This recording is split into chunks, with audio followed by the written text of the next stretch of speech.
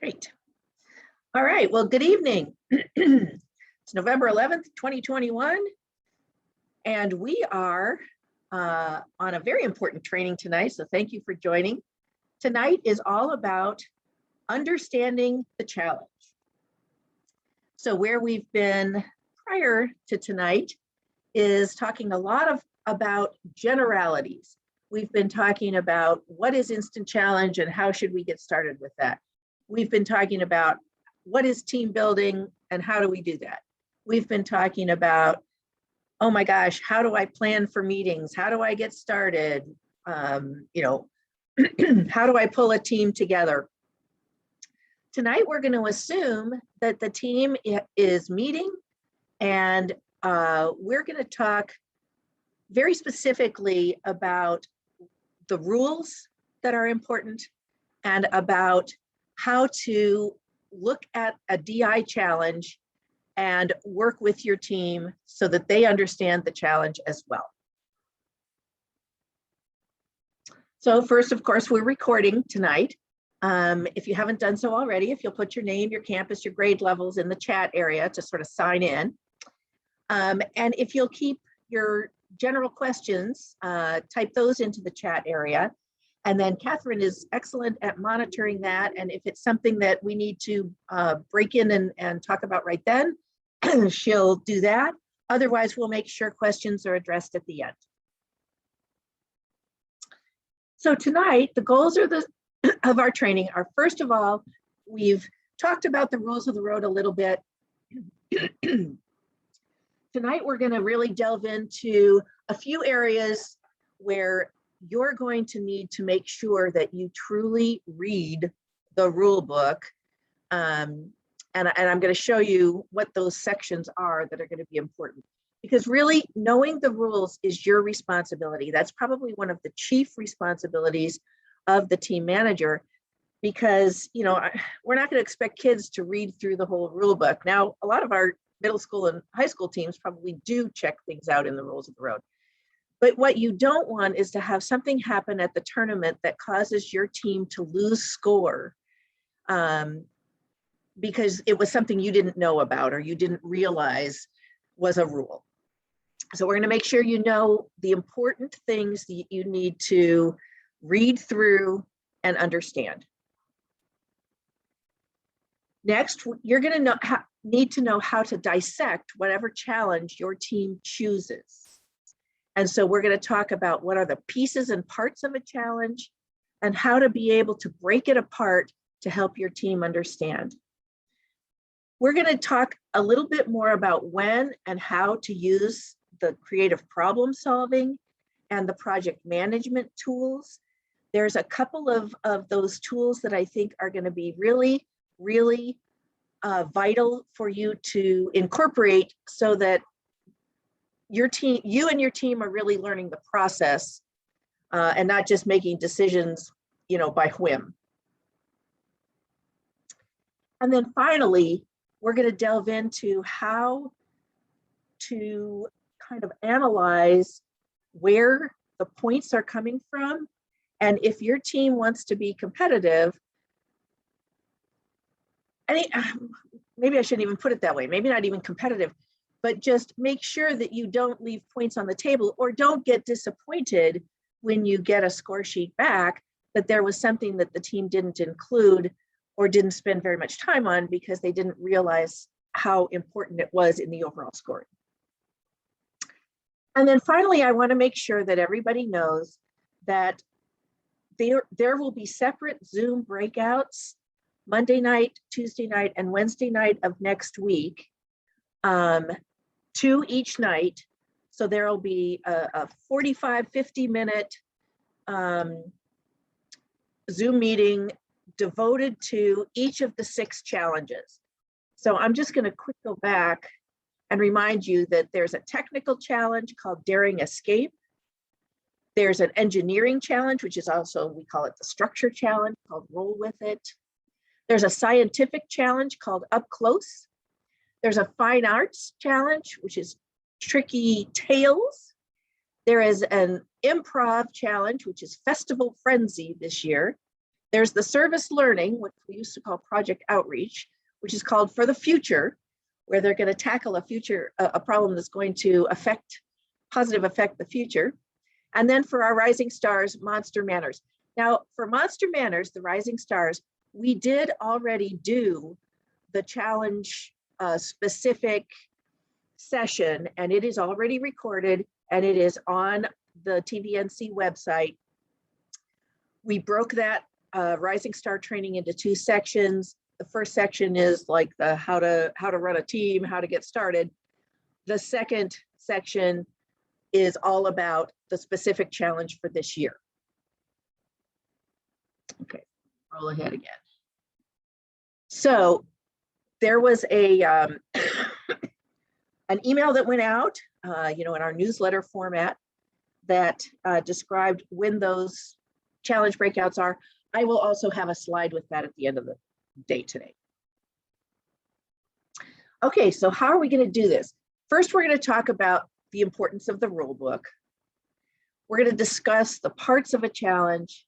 We're going to dissect one section of a challenge, so you'll see what that's like, and how to review the scoring. And then we're also going to discuss what team choice elements are, because we really don't talk about that, earlier in the trainings. And I want to make sure that you understand what those are.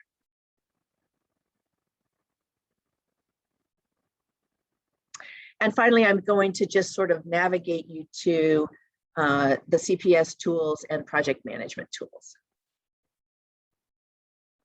And finally, we'll end up with our challenge-specific training calendar.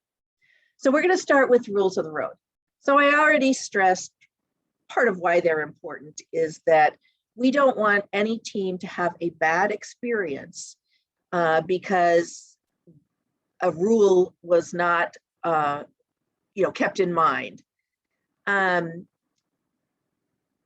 the rules of the road is being put in the chat for you to be able to pull down out of the chat and save to your device. None of the materials are being offered from DI hard copy this year. They don't actually send you something. It is all digital format. So, we really hoped that navigating through to getting through the background check through DI, that people would be able to have their materials before now. And so, you guys who are coming to the training and you've been here, week in, week out, we want to make sure that you have this and the roadmap. You'll be getting both of those tonight. So the rules of the road is in the chat. So the rules of the road, if you look at this little pyramid here, the rules of the road are the basis. They're the rules that every participant in DI is held to. And so they're the foundation. And I'll show you, I'll be bringing up the document itself, and I'll be highlighting some areas that are important. Then on top of the basic rules that affect everyone, within individual challenges, there are additional rules. Sometimes it's about what kind of materials you can use. Sometimes it's limitations, a different time, a different method of cost, what you have to bring to the tournament or what you're not allowed to use, things like that.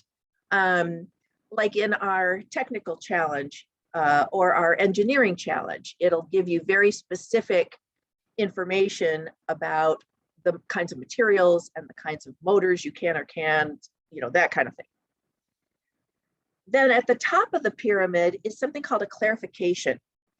So if you have not been to the Destination Imagination website, you should check out the website in general, but there is an area, you don't have to already have your challenge materials to be able to see the published clarifications. A lot of times clarifications are because there was a typo, like something in the challenge might have said the team will always have to blah, blah, blah. And maybe they meant to say will never be allowed to. Somebody just didn't proofread well. So those are really, really important to know. If something actually changed in the challenge, that will be in a published clarification. Sometimes it's as teams ask more definitive questions about whether it is about interpreting a specific part of a challenge. The challenge masters and DI Inc. will recognize that there may have been something that wasn't clear enough, and they will clear that up as a public clarification. Additionally, a team is allowed to ask a question about an interpretation of the specifics of the challenge. And so I'll show you where there's more explanation about that. And if you are considering writing for a clarification, I would really talk to your school coordinator first and kind of run it past them. It may be something that you could just use a little coaching on how to understand how DI writes challenges. The other thing about clarifications is the clarification process will not validate your solution. Like if you say, well, we think that we could power this with a balloon that has, a chemical inside. They're not going to say, yeah, that'll work. They may say, be sure you read any rules about restrictions of chemicals, but they're not going to say, yes, you can do that, or no, you can't do that. They will also only give you a yes or no answer if they can respond to that with a specific piece of the challenge itself that they can explain for you. So they're not going to go off on and say, for one team, well, yeah, that sort of sounds okay to us. It will be much more general than that.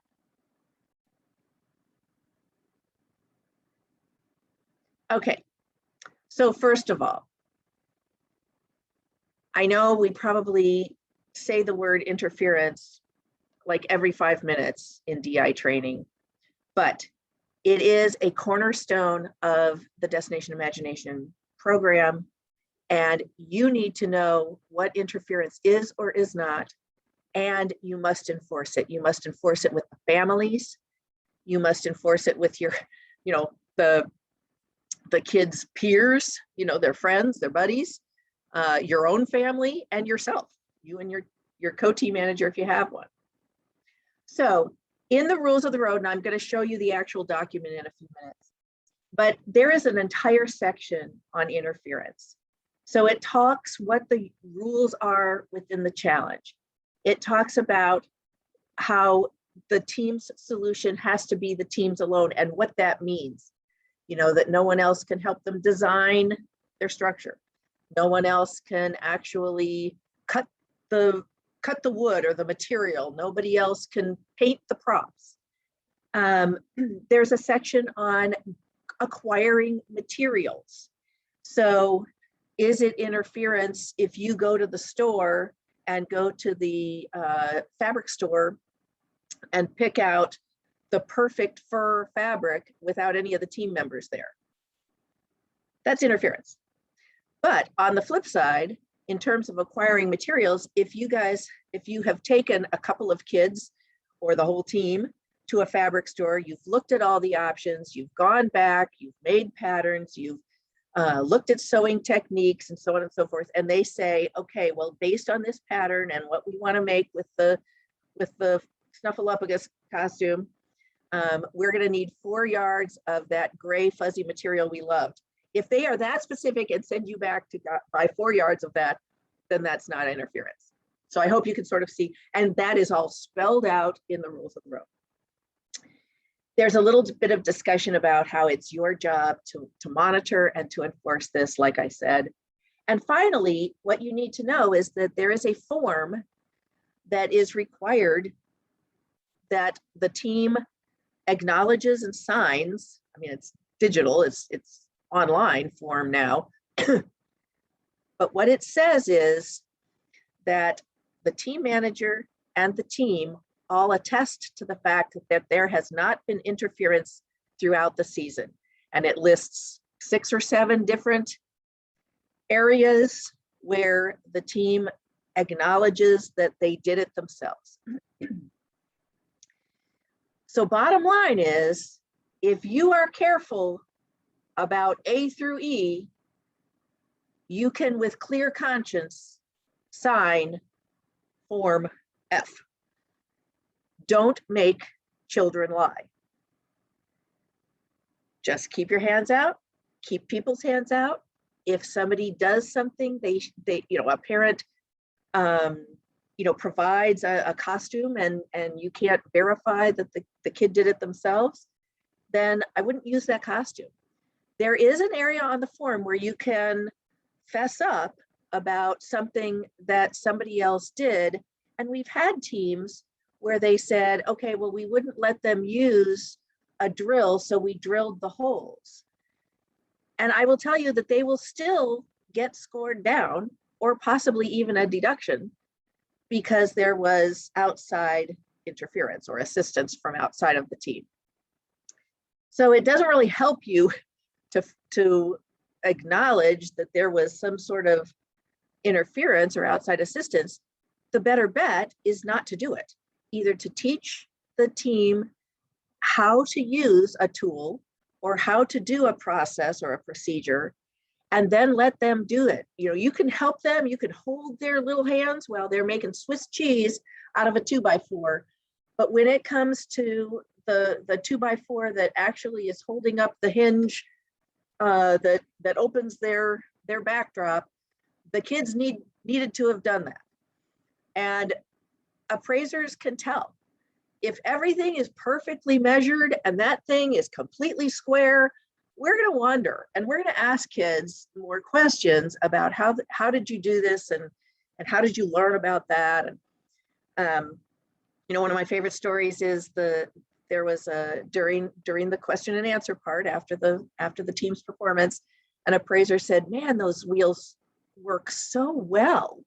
How did you get this axle and wheel to be so well done?" And the little kid said, "Well, we tried some things and it wasn't really working. And, last night my dad just sent me to bed and it's amazing. It was working so good this morning." So let's not have that happen.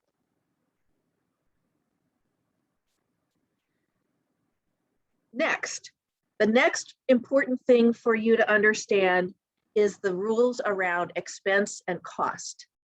So each of the challenges has a cost limit that the team cannot spend more than that amount.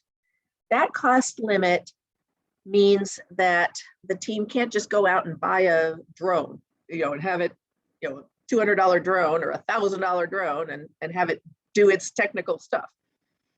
There are a lot of rules around what you have to count as the cost for a particular item. So there is an entire entire section about the rules that are pertaining to the team challenge. Now there's another section about rules about instant challenge and how instant challenge is run at the tournament. But this section 7, is about working within the central challenge. So there is a lot of audio and video devices that do not have to be added in to that cost. So the team can be using a laptop, say, to as sort of to remotely control a device, and that laptop does not count against their cost. So it's really, there's things like musical instruments and basically anything that is an audio or a technological item is probably going to be exempt from your cost form, as long as it's used exactly the way it's supposed to be used, as basically as a tool. Then there's a whole slew of other things that are going to be part of your team's solution. There's going to be paint and wood and PVC pipe and material, fabric, glue, nails, black trash bags. And so the expense categories and determining, so G and H, and determining what you have to count as the cost for something. So if you go out to the t-shirt shop, to Michael's or someplace, and you buy a red, an orange, a purple, a blue, a yellow, a green, t-shirts, brand new, and those t-shirts are $5 a piece, then you've just spent $25 on your cost for it. If, on the other hand, you take a bunch of old men's white t-shirts that you picked up at a garage sale for 25 cents a piece and a couple of packages of RIT dye, and you dye those rainbow colors, now you've spent less than a few dollars. If you go to Lowe's and you buy fancy, expensive toggle wheels to put on the bottom of a backdrop that you want to roll in, you need to have a receipt, and you need to show that the team spent, $5.79 per wheel. If, on the other hand, you have an old rolly chair like my office chair here, and you remove, sitting out in the garage, and you remove the wheels from that and repurpose them, then those have a garage sale price of maybe 10 or 15 or 25 cents a piece. If you buy brand new wood, then you're going to have a receipt for that. If you find wood in somebody's garage, you're going to count it as a garage sale price. There are items of clothing that are exempt. So basic school clothes, we don't want naked children running around. So basic day-to-day clothing is an exempt item until you add sparkles to it, or you refashion it or something like that. At that point, it becomes a costume piece, and you need to count some sort of value for that. Let's talk about things that you don't use the whole thing of. So you buy a can of paint. If you don't know about Oops Paint at Lowe's and Home Depot, they have cans of paint that somebody had mixed up, and it wasn't the right color, or they didn't like it, and they brought it back, and they sell those for, a couple bucks. So it's a great way to buy inexpensive paint. You don't have to go buy brand new spray paint for everything if you can get some of this type paint. But say you buy a quart of paint, and it is $10 a quart. That's paint. And you only use a fourth of that can of paint. What you have to put on your expense form is 25% of $10 or $2.50. There are also some items that you can lump, like we used, roofing nails, and we used staples, and we used, sticks of hot glue, where you can give a round number. We spent about $5 on all of these common materials. And then there are some absolutely free materials, which are true recyclables. Now I'm going to tell you, a black plastic bag that you buy a roll of 25 and you use 7 of them, and you cut them into strips and they're hula skirts or something, you had to buy those. Those are actual cost items.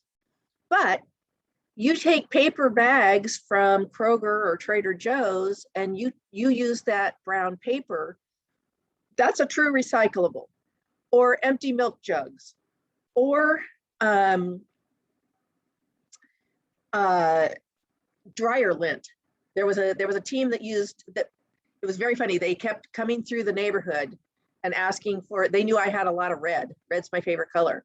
So they kept coming to me like once a week for the dryer lint. I had to keep baggies of my dryer lint because they really wanted that red dryer lint because they were making some sort of a, you know, collage thing. So that is a true throwaway item. So how do you know as your team starts to use materials, what's what? It's all right here. So very important section. And finally, there are safety rules. Whoops. Oh, shoot. How do I get back to that? There we go. And in that same, so we were to H. So I and J are about safety guidelines and restrictions. Those are things like if you're using chemicals, you know, how to use that safely and when you need, you know, a form that says what the chemical reaction is. Or same thing for if you're doing things with electrical, you know, if you're rewiring something or something, there's rules about that kind of thing. There are also guidelines. Every child must have a foot covering. It doesn't mean a hard-soled shoe or you know, steel-toed boots. It just means flip-flops are an acceptable foot covering. But you won't know that unless you have read the rules of the road. Moccasin sock things, that's probably not going to fly. Ballet shoes, that'll fly. So you need to look at what those safety restrictions are. There may also be some restrictions from the tournament site. Sometimes latex or helium are restricted, but there are some things that are absolutely not allowed. Things like smoke machines, that's in the safety guidelines and restrictions. Using laser pointers, there are some things that are universally not allowed. So it's going to be important for you to know what those things are. I think that the rules of the road is something that you're going to need to make sure that you have at the ready on a device when you are having team meetings. So as you download this to your device, I want to show you the table of contents. There's a lot of information that is general about the program and competition levels and you know, how the schedule works and so on and so forth. But here are the sections I was highlighting. Interference, I can make this a little bigger. The interference area, so you see that's just a few pages. We're not asking you to read a textbook that's going to take you hours. The section on team challenge details, it will explain what a central challenge is versus what team choice elements are. It'll talk about the time limits, the team identification sign. Read about that because it's something every team has to have and it's not scored. But here's where you see there's really just a couple of pages that talk about the budget, the costing, the expense report categories. And you see there's really just 2 pages on how to determine the value of your solution. So I'm going to tell you every word on those 5 pages between page 20 and 25 are vitally important for you to read. And then certainly the safety guidelines, as you see, it's just a couple of pages there too. Okay. There is an explanation of clarification process and how to get answers to your question. So we could probably in each of the challenge breakouts, they'll talk a little bit about the clarification process. I just want you to know that here's where you can go find more information. So if you look there from 31 back to 18, I'm only talking, you know, less than 20 pages. That's really, really important for you to pay attention to. The rest of this is all procedure type things and talks in detail about how to understand scoring. We go through some of this in the final training that we do in February, which we call prepping for the tournament. Okay.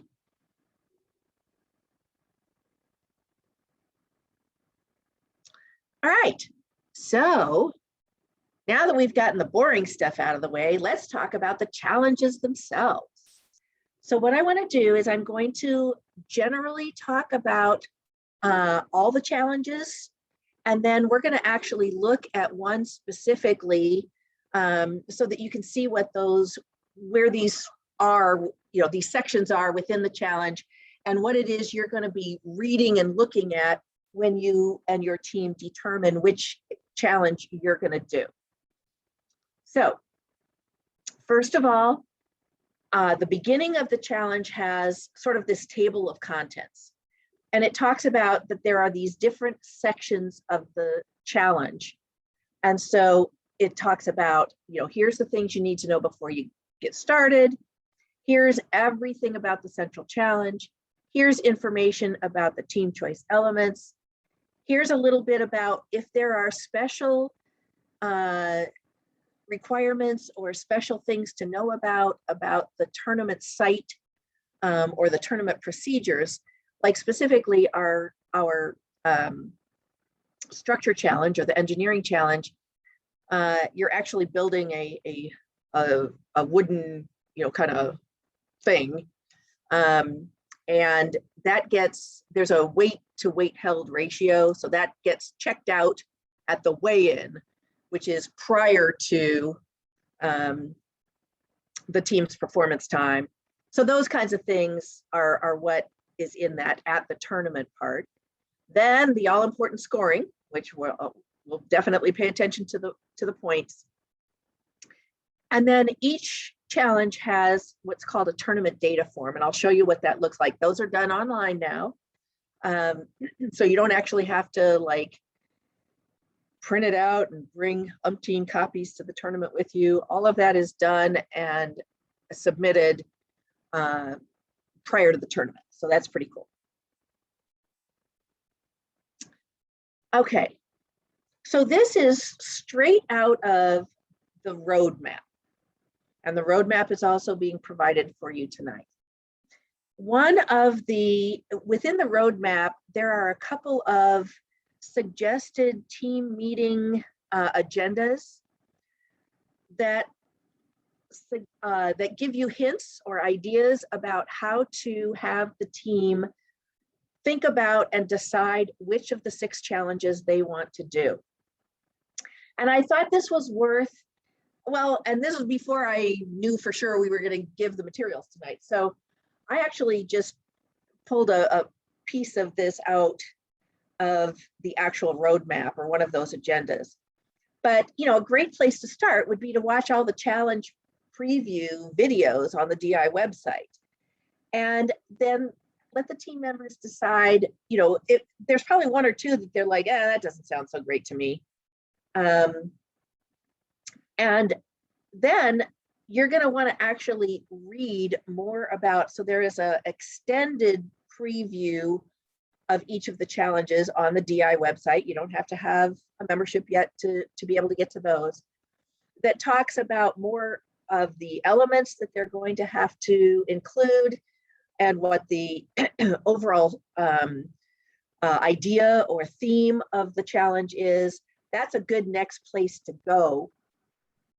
And if you're lucky, everybody says, oh my gosh, I totally want to do that, fine arts one, or I really want to do the improv one. I want to do the festivals one. But if everybody doesn't all want to do the same thing right off the bat, and I'm going to say this is more likely what's going to happen, this has some suggestions for how to get started on deciding which of the couple of challenges they are interested in is right for them. So one idea I thought was a clever one was have team members generate ideas for themes to see which one they get the most ideas about. So I thought that was a good idea, and I have a thing about, what does that mean? What's a theme? You could maybe have them choose their 2 favorite challenges and write down the 3 good things and 3 not so good things, or, maybe just a line down the middle, pros and cons. I like this and this and this and this about it. I don't so much love this. And I don't know if I really care about that.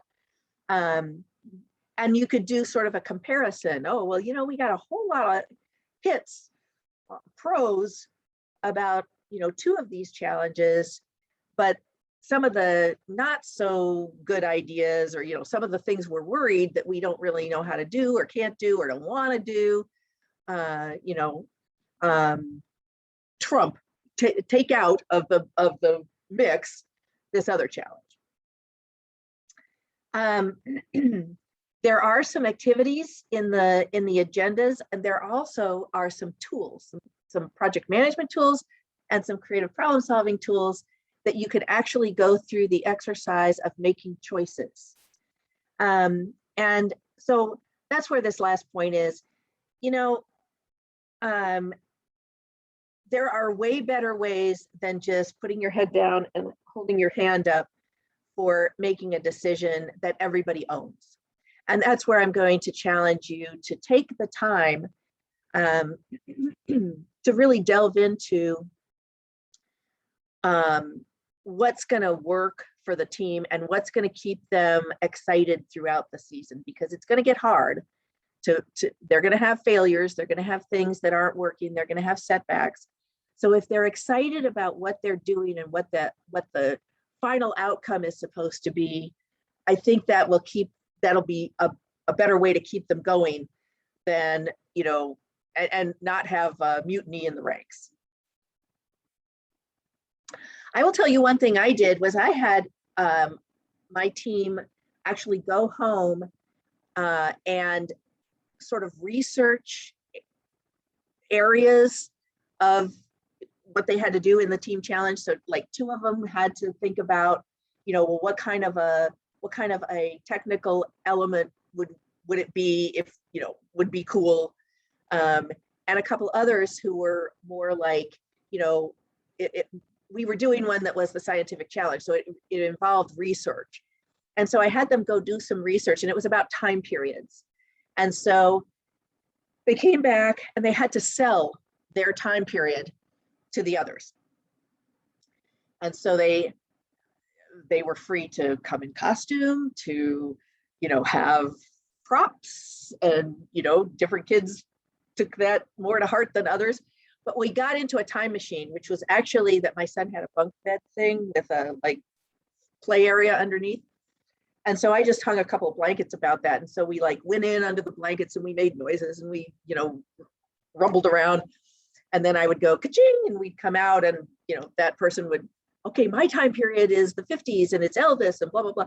And so they had a really good time. And, you know, the person who sold their timeline the best was the one who won. And actually we combined 2 different times. Okay. How do we dissect the challenge? You need to know what the sections of the challenge are. You need to learn how to read for points, read for meaning, and pay close attention to where a challenge says you must or you can't versus you should or you may or you shouldn't. Okay, so, you know, here we were talking about making a choice about which challenge we're going to do. Now I'm going to start talking about, once the team has made a choice about which challenge, how to delve in and actually make sure that you really understand the challenge. Shoot, I need to get back to my thing here for a second. Okay. I'm sorry, just making sure. Okay. So let's look at the real thing. So we're going to look at the up close scientific challenge today. So you saw the table of contents, and the table of contents sort of stays across the top of the challenge, but then we start getting into the actual meat, and ultimately at the end of the challenge is the scoring. So what does that look like in real life? Okay, so this is what a DI challenge looks like. Here's that table of contents page. Here's the getting started page I just had a little picture of. So it talks about, here's how to get started. Then you'll have the information about solving the challenge. This is binding to all teams.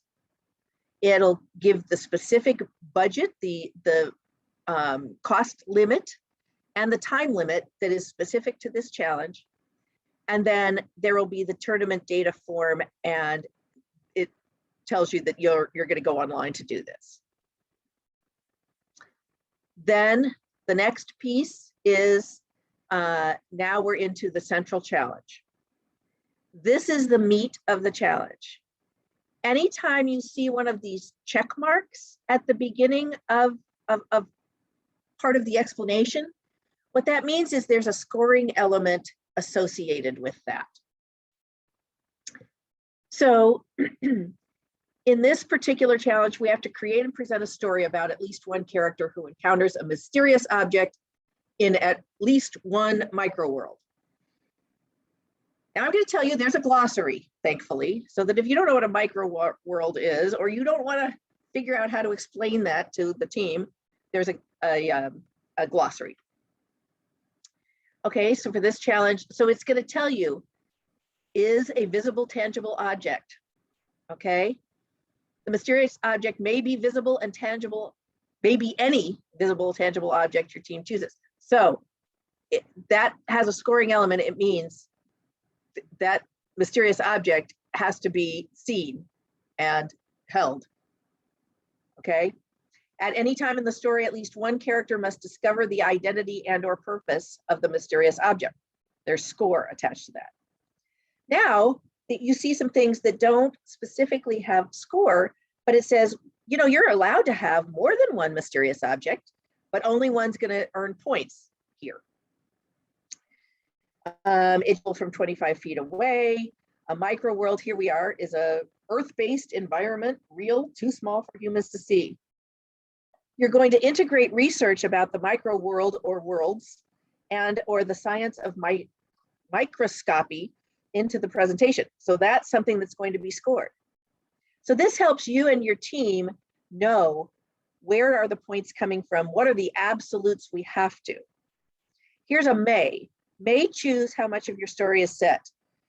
If too little of the story, you may not get as good a score, okay? The story may be set may be set. So I'm looking through here to see, should be visible, may include, must discover, may be visible, is. Okay, so one strategy is to go through and actually print these out for the kids.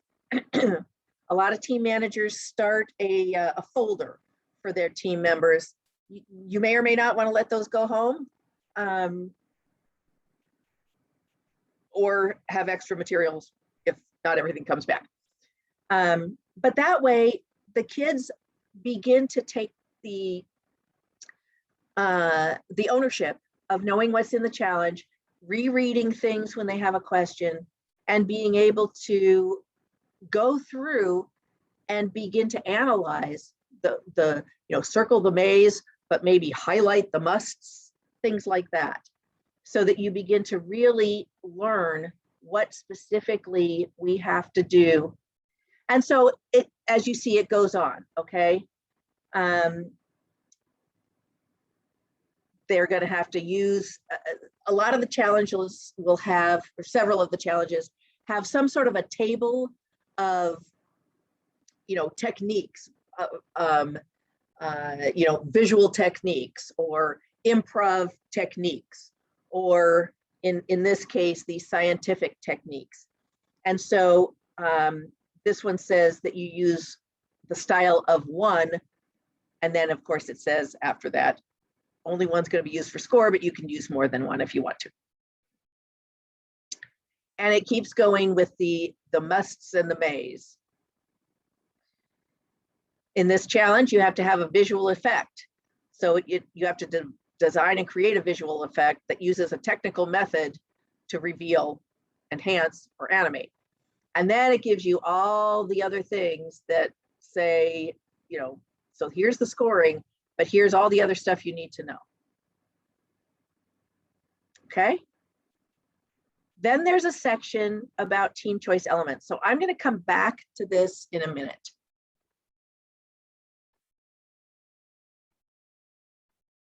Oh no, I'm going to go to the scoring. I'm going to go back to that. Oh shoot, now where to go? Sorry. I'm going to go past that and I'm going to go to the scoring. Yes. Okay. So after the section on team choice elements, where really this just talks about what a team choice element is, and then here's the part about the presentation area. I will tell you that in most of our challenge sites, we give you a little more than the required presentation area. We usually have more than a 10x8, or the technical challenge is going to have a much bigger. It's oftentimes in a gym or something like that. But here we are at the scoring. It's basically the last thing before a copy of the tournament data form for you to look at. So you're going to see that everything that had a check mark has scoring associated with it. The other thing you're going to see here is that the story is up to 100 points. The micro world scenery is up to 60 points. The visual effect is up to 80 points. Okay, so the story and the visual effect are almost more important than your micro world. And at the bottom of every scoring sheet shows what the percentage of the points come from each of these sections. And then within a section, there may be different point scores associated with different parts of that section. So this is real important for a team to understand where their points are coming from and where to take risk. So if they want all of the innovation points, but sometimes it doesn't work, they may risk, it works 70% of the time. So we'd at least, if it works, we'd at least get, 23 of those points. But we want to get all 25 for the technical innovation. So we're going to go for broke. So there's the ability to kind of take some risk into effect. This is a pretty balanced challenge. There are both technical and subjective types of scores here. Some challenges are much more highly weighted to technical elements and will even have scores of 10 points if it happened, no points if it didn't happen. And that's where risk can come in too, is that the team may get a lot of points for the design and the innovation, but it doesn't happen that particular time in their performance. If they're able to show how cool it was and everything they tried and everything that they designed, they could still get a whole lot of points for the design and innovation, even if they lost the 10 points in the performance. And then there's also the team choice elements. And I'm going to talk to you now about team choice elements. So I'm going to go back up here for just a second. So team choice elements, wait, I should look at my PowerPoint and see exactly where that's coming next. No, I'm going to come back to that. Okay, so here's where I'm talking about now.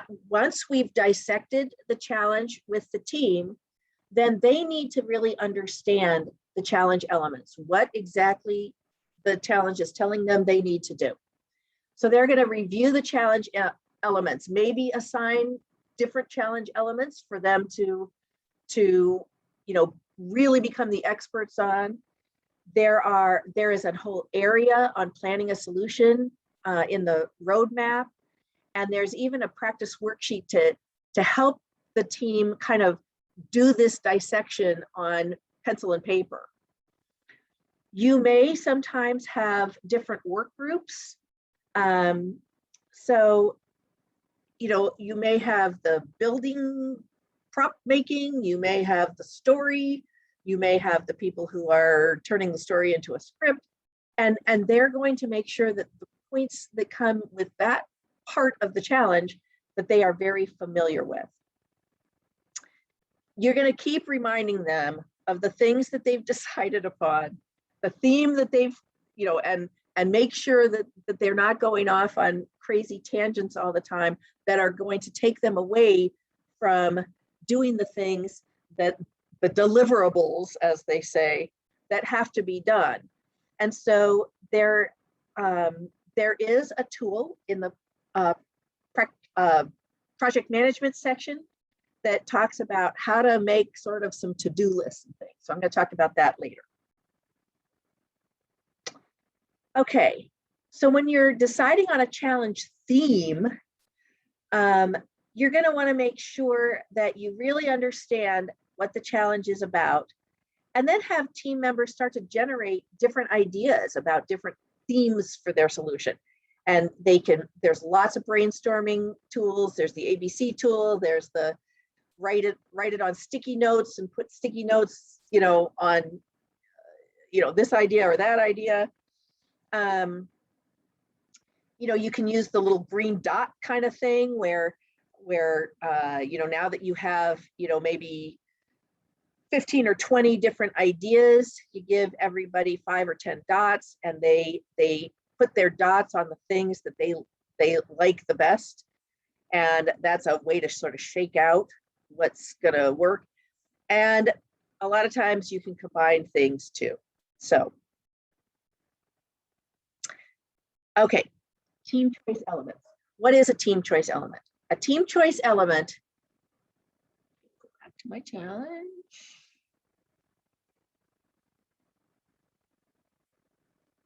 Okay, a team choice element is 2 additional creations that show off the team.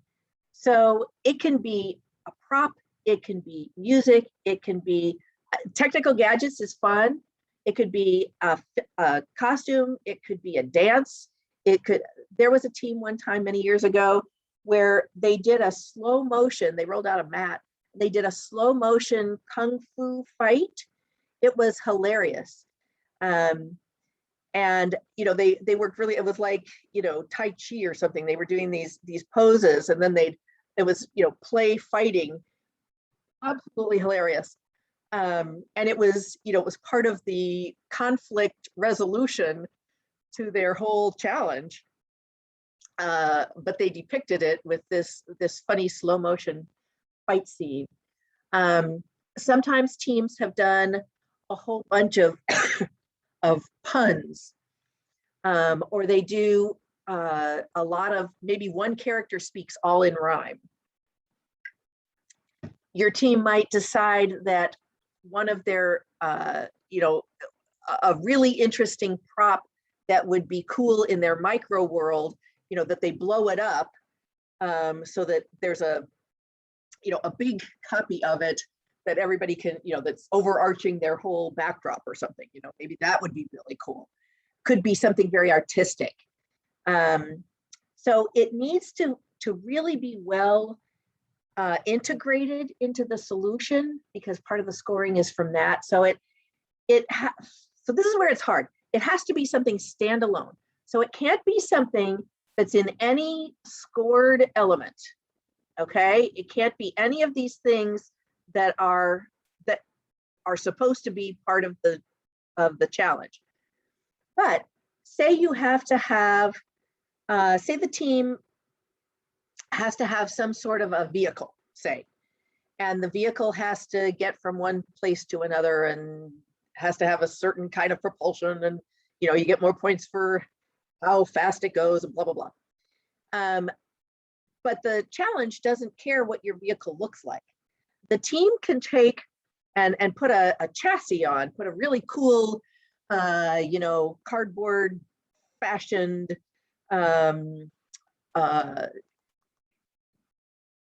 outer covering to their vehicle, and that could be a team choice element. Okay, so it can be something that is on something else or part of something else, but it has to be evaluated as a standalone item. Okay. So there is more information about this in Rules of the Road. It is evaluated for 3 different up to 10 points each for 30 points for each of these team choice elements. So as you see, when we get to that scoring, that each of the 2 team choice elements will be scored on how creative and original, how well the workmanship or effort was, and how well it's integrated into the solution. So if they're just going along, doing their play, their skit, they're doing all of their elements, and all of a sudden everything stops and they do a goofy little dance, and then they go back into their characters, that would not be very well integrated, right? So I have some pictures that I think will help us. So if you look at, so this is what pieces of the individual challenge here that we've talked about up, in this orange part, basically, the central challenge up to 240 points. These are the percentages of that. Then if you add in the team choice elements and their instant challenge score, that is how the tournament is scored at the at awards time. And so even though it says 15% is all of the overall score that the team choice elements are worth, team choice elements can make or break a score. So they can compensate for a team that doesn't do as well in instant challenge, but they're a really cool opportunity for the team to go sort of above and beyond to really embellish some part of what they think is coolest about their presentation and really make it their own. So it's going to provide pizzazz. It's going to be the thing that makes your team's presentation clever, maybe funny, humorous, beautiful, truly creative, aha, a twist of plot, things like that. So again, it needs to be a standalone element, but not a standalone object necessarily. It can't be scored already. And it needs to be, the appraisers need to be able to tell that's what it is and what's happening. And you get to describe that on your form. Okay, so I guess I've already been sort of through all of this. They should be layered on, and they really are. Okay, there we are. Elaborate, add complexity, and inject surprise. So I just have a few pictures. I'm going to go through these really fast because I still have one section here I want to talk about. But when you're looking at team choice elements, here's a team that thought big. It was giant banana, giant pencil. Maybe things that move, like it looks like these, sort of snowflake things, moved back and forth. Here's a guy on a vehicle and he's moving around. So they didn't choose to beef up their vehicle. I think they wanted the appraisers to be able to see that vehicle. Sometimes in different levels, like here we have a Humpty Dumpty type guy sitting. We have big and little, big and little. Thinking depth. Here's a team that moved from front to back in their props and their scenery. Sometimes it's effects. Here you see where sometimes there's lighting effects. Now you're not allowed to turn out lights, so it has to be able to be seen from behind. But we've had lots of teams do shadow type things. This was something actually one of my teams did one time where we had truly a giant clamshell and it opened up and revealed it was our time machine. But this guy might have been hiding inside of this prop for half of the presentation, and all of a sudden the clamshell opens and he's the pearl inside. So that would be surprising. there's lots of times we've seen, you know, what's inside. Look at this egg thing that they open up, and it's, you know, incredible. Sometimes multifaceted. So here's a team that they just moved something around. They had seen changes. My team did this one year with like level blinds, where we painted one side, and then partway through it, they pulled the pulley, and it was a completely different scene. Here's somebody that it looks like they probably have it on pivoting PVC pipe, where they could sort of turn it like a page. Sparkle. We called ourselves the Glitter Gang. But certainly visually stimulating and appealing, lots of color, it's gonna probably bump up points. Think simple. I think this is very funny, the stick figures. A couple of years ago, I went as a stick figure for Halloween. Sometimes you want to highlight the research. If you're doing one of the challenges that requires research, like the service learning, the scientific, you're going to want to have some things that as you're showing the research, this is not a book report or a science fair project. This is, you know, this is a creative theatrical skit where they're going to show off their research. Lots of different materials. This is where I'm talking about repurposing materials. There are lots of teams who have taken packaging, who have taken paint chips, who have taken you know, string or rope, or we saw a team a couple of years ago that had a fluid run through some rubber hosing, like you know, that people breathe through, you know, and it showed things moving through. Here's a team that used a whole bunch of that spray foam to make objects.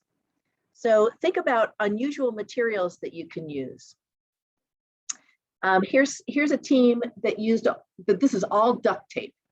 So they used just tons and tons of slivers and pieces of duct tape.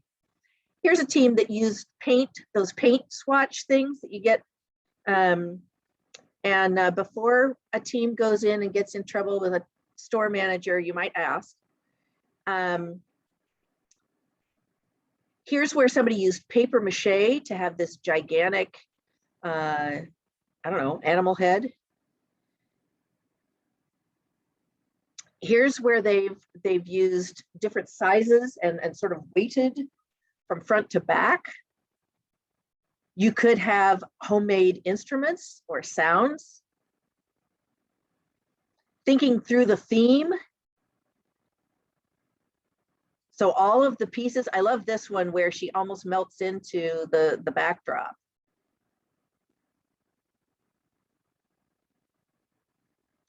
These are all bottle caps. They spray painted bottle caps. And here's another one using paint chips. I thought we had one with spoons, but there was one that was a bunch of spoons. Maybe that's the spoons. I don't think so. Anyway, teams have used all kinds of things, different materials, to be able to have interesting and unusual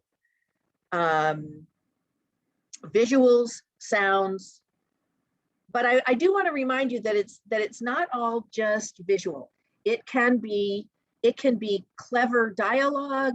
It can be how a character becomes the character. You know, it could be the embodiment of the character of the old man with lines on his face and humped over and a big hump on his back and a cane, and he moves and he dogs, and you know, really going 100,000% on upping the wow factor. Okay, so I want to highlight that there are thinking tools or creative problem solving tools in the roadmap, and you're going to get the roadmap tonight too. So here's the solving the challenge area. We've talked about it in other weeks, where you can find some of those, you know, early challenge requirement identification and planning. finalizing your planning and beginning to create the solution, or delving in, challenge decision making. That's what I pulled from. The whole challenge on Instant Challenge that we talked about last time. Here are the creative and critical thinking tools. There's a little bit of theory, what do we mean by that? And then there are these tools specifically. My other is 147. Okay, so 107. Okay, so in this section, it talks about what is creative thinking and how do we, a whole bunch of tips for how to up the fluidity with which your kids are going to be able to come up with ideas. And then there's critical thinking, which is the evaluating and selecting options, really looking at the pros and cons, figuring out if something's going to work, thinking of what our resources are and all that kind of stuff. And then it goes into the tools. So there are a variety of tools here. There's an explanation on how to use the tool. So, this is a decision-making matrix, but you can also, and they give you a blank tool, but you can also use that same kind of matrix for generating ideas. So at the top, it could be, I think they have one here. Oh, they don't show it. But it could be, okay, we have to have the visual effect, we have to have the micro world, we have to have the, we have to have a story, and we have to have a mysterious object. So let's just throw ideas out. Those are the columns, and then we can sort of mix and match. It's just a way to get things down on paper. Here's the ABC brainstorming, where we kind of think through, okay, we need a mysterious object. It could be an apple, it could be a bear, it could be a cat, it could be a dog, it could be an elephant, it could be a financial planner. Okay, and so then it gives you a blank one. Here's the mix and match. This is one of my favorite. So if you're working on story ideas, this is a great grid to use, because you can say, okay, well, we want to have a good guy and a bad guy. There's seven universal stories. One is there's a good guy and he wins out over the bad guy. Every story has to have some sort of a conflict or a problem or something that we're going to have to get past. And we need a setting, and maybe we've decided we definitely want humor in this. So then it's like you just list ideas. Everybody on the team throws ideas out. Well, a villain could be, it could be a giant turtle, or a villain could be a shark, or a villain could be an alien, or a villain could be, a fire ant. And a hero could be this, that, the other thing. The conflict could be the setting. We could do it in outer space. We could do it in a hair follicle. We could do it in the kitchen sink. And humor, slips on a banana peel. Can't stop sneezing, something like that. Then what's fun is to use this as story starters and just sit around saying, okay, roll the dice. Okay, you got a 2, so your hero is, that guy. And roll the dice. You got a 6. Okay, the villain is the fire ant. Okay, you roll the dice. The conflict is an 8. Okay, that's kung fu fighting, whatever. And so, as you see, if we have 10 times 5, I don't know what that permutation is. That's more than 50, isn't it? We have a lot of options for how math is not my thing. So here's a blank mix and match grid. So for all of these, there are a lot of tools. These two are really cool. What we know, what we still need to know, and what we've learned.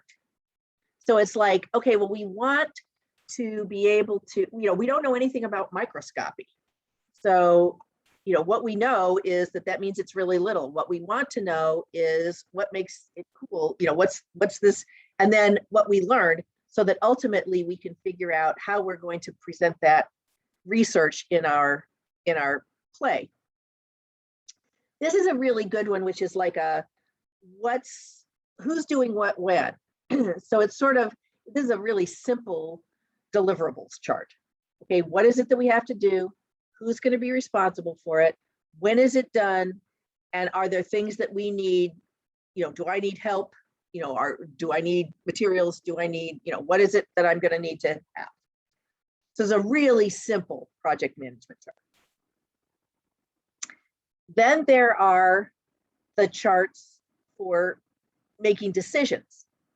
So this is a choice helper grid where you have, I probably don't have time to go through all these, but I'm going to say you're looking at the different things that you have to do. And okay, well, we had to have it a character. We have to have it has to have a beginning, a middle, and an end. It has to have a dramatic impact. It has to have integration of the research. And so as we list our ideas, it's like, well, does that hit? How many of these does it hit? If it doesn't hit enough of this, then that option one wasn't a good option. This is much more complicated, which is a paired choice. So it's like we're going to compare A to B, then A to C, then A to D, and then we're going to come back and do B to C, B to D, B to A. It's like it goes down until it's all this math. So if you want to do that, I think this is a really, really good, if you have anybody on your team who's kind of engineering, this would be great.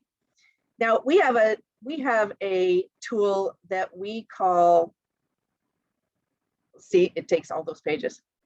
We have a tool called the chooser tool.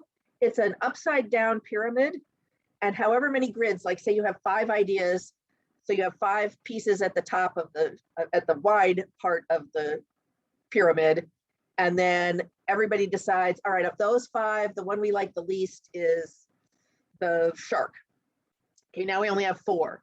Okay, well, among us, we all are willing to let go of the giant turtle. So now we only have 3. Anyway, it's a much simpler way to do paired analysis. Okay, so now I'm going to go down to some of our project management tools. What page am I on? There. Okay. Okay. No. Okay, here's the project management section. It's in section 9. A lot of this is pretty above the heads of many of our kids, but it's not going to be above your head. And so you might want to look at this section to help you plan and to think through this project that you're facilitating as the team manager. And there are some good tools in here that you can utilize. So one is just making a list of the requirements that the challenge has to have, and then what we want, what our requirements are. So this is the one where I said, when you're actually getting ready to start working on your theme, this is a great tool, and it's not hard. You just really, the team just needs to be able to sort of put this down get their thoughts in order. A lot of the project management team tools are also about, well, let me go on to one that's our to-do lists. So, what are our resources? What are our constraints? What do we can't spend more than $175, or we can't use glitter inside of our meeting space. I love that. I would have been in trouble. We did everything in the garage. We used a lot of it. And then there may be some assumptions, and you may have to check out whether those assumptions are true or not. So you can use this chapter to help them think through things they didn't think about, but that you need to help them think about. I don't expect that you're going to use all these tools in a team meeting with a team, but I think it's a really valuable section for you to familiarize yourself with. I think you will feel more in control. and more like you have a sense of the timeline and the how to get these crazed little people to actually think through what they need to get done. So that's section 9. There are some other idea generating tools that we have on our website in the resources area. We have a document about different kinds of brainstorming variations. We have a tool on there called force fitting, where if you have 2 ideas and the team are really entrenched, like somebody really wants the shark and somebody really wants the fire ant, then can we force fit those? And how can we make those 2 go together? And it's pretty fun. And then there's something called Scamper, which is I forget what they, blanking on what they call it. Anagram, no. Anyway, each of those, this means, they all mean something different. So, you know, bigger, smaller, remove it, enlarge it. I forget what all the letters mean. But the rules of idea generation is the more the better. It's a good idea to set a time limit. You know, we're gonna, for the next 3 minutes, we're gonna quietly, you know, brainstorm. Or for the next 3 minutes, we're gonna throw every idea out verbally that we could, you know, that we could think of. The deal about during the idea generation process is that nobody's saying, no, that's a dumb idea. There's no judgment. And you want to encourage the impossible. Really have them think of off the wall things. We can figure out later how to simulate making that, you know, I mean, things that don't make sense in an adult world, go for it. Okay, then the focusing tools are that choice helper, the paired choice, the what we know, what we want to learn and what we've learned, and the who, what, when, and how. And then certainly those other project management tools. These are about the team being more deliberate, really focusing on ideas, not their personal, you know, what their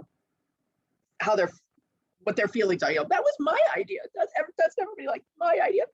It's really about discussing and weighing the options, and everybody should be able to contribute so that, you know, we don't have somebody who feels like they were railroaded. Then with the project management tools, again, I want you to think about chapter 9 in terms of helping you with timelines, to-do lists, thinking about resources, helping them determine who's going to be good at doing which things, and how to sort of begin to think about risk analysis. So this is all about looking at the big picture, focusing on the specific kinds of tasks and resources. It's where people commit to roles and responsibilities that, you know, somebody says, all right, I'm going to take that action item and I'm going to do it, you know, and then there's accountability there. Okay. Finally, look at that. I'm going to finish on time. I want to talk to you about the challenge breakouts that are happening next week. Those Zoom meetings that are Monday, Tuesday, and Wednesday night. The goal of those, so when we used to all meet together in a room, we did all this as part of a big group, and then we would actually split out to, you know, 5 corners of the room. Now it's really great that we can do it via Zoom, so you don't have to leave your house, and you're probably going to get more time and attention. What we want is to make sure that you understand the challenge so that the team, you can help the team make sure that they understand the challenge. So this is adults only. It's going to be a challenge expert. It's actually our challenge masters who are responsible for training the appraisers and for running that challenge at the tournament.